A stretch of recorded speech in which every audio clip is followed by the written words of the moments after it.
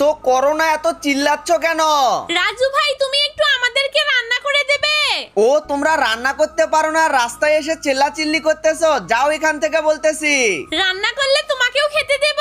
ঠিক আছে, আমি জমির কাজ করে আসতেছি, তোমরা ওগুলোকে বাড়িতে নিয়ে যাও। চল মিত্র, রাজু ভাই আসার আগে আগে আমরা হাঁসগুলোকে গরম পানি দিয়ে ধুয়ে পরিষ্কার করে ফেলি।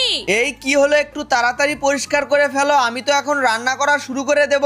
প্রথমে এই মাংসগুলোকে সিদ্ধ করে নিতে হবে।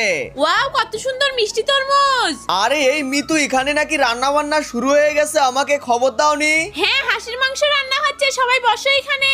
আমি এখানে একা একা রান্না করে মরতেছি, আর ওখানে খাবার লোকের অভাব নাই। রাজু ভাই, আমি একটু তোমাকে সাহায্য কর। আউ বাপরে, হাত পুড়ে গেল, কত গরম হয়েছে। তোদেরকে আর কিছু করতে হবে না, আমি একা একাই সব করে নেব, তোরা শুধু দেখতে থাক। আজকেই বড় হাঁড়িতে সবকিছু একসাথে রান্না করব, তার আগে হাঁসের মাংসগুলোকে কেটে নেই। আরে বাপরে রাজু ভাই, তুমি তো হাঁসের মাংসগুলো ভাজতে ভাজতে লাল লাল জিলাপির মতো বানিয়ে ফেললে।